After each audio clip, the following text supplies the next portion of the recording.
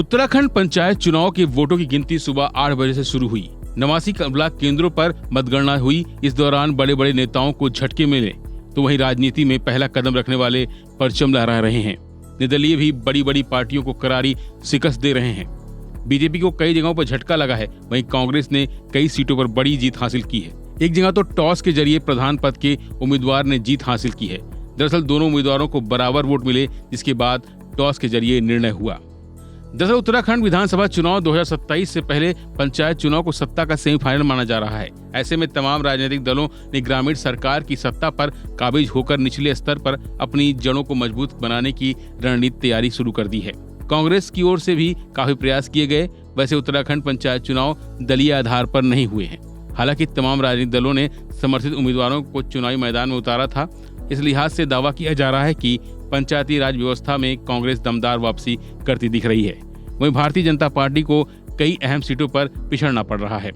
पंचायत निर्वाचन की जो मतगणना है आज प्रातः 8 बजे से प्रारंभ हो गई है और सभी 12 जिलों में मतगणना शांतिपूर्ण ढंग से और सुचारू ढंग से संपादित की जा रही है। मतगणना के लिए समस्त व्यवस्थाएं कर ली गई हैं। उसमें चाहे मतगणना के जो दल हैं उनकी नियुक्ति है या ARO और जो भी प्रपत्र तैयार करने हैं उनकी तैयारी है और उसके अलावा सुरक्षा के भी पुख्ता इंतजाम किए गए हैं।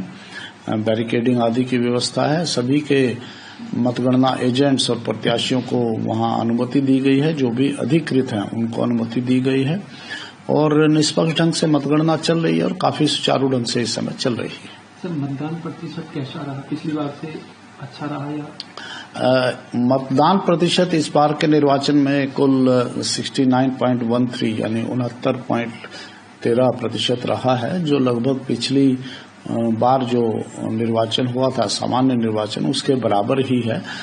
लेकिन जैसी चुनौतियां थी उनको देखते हुए बहुत ही उत्साहजनक मतदान हुआ है।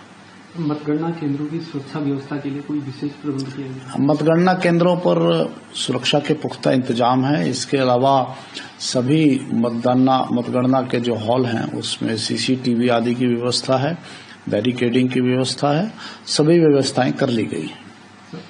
लास्ट क्वेश्चन, आयोग की भविष्य की क्या प्राथमिकताएं होंगी, खास करके ग्रामीण इलाकों में?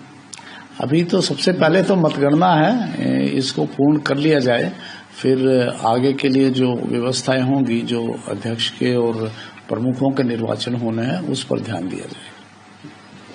त्रिस्तरीय पंचायत चुनाव 2025 के नतीजों की तस्वीरें धीरे धीरे साफ होने लगी हैं। अलग अलग जगहों से कई महिलाओं ने चुनाव में बाजी मार ली है।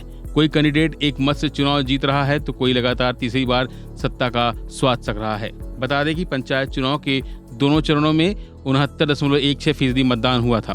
त्रिस्तरीय पंचायत चुनाव के लिए 32,580 उम्मीदवार मैदान में हैं। वोटिंग का पहला फेज 24 जुलाई को और दूसरा फेज 28 जुलाई को हुआ।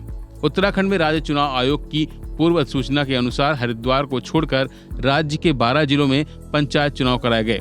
कुल 47,77,072 मतदाताओं ने वोट डाले, जिसमें 24,65,702 पुरुष और 23,10,996 महिलाएं और 374 थर्ड जेंडर शामिल थे। Subscribe to One India and never miss an update. Download the One India app now.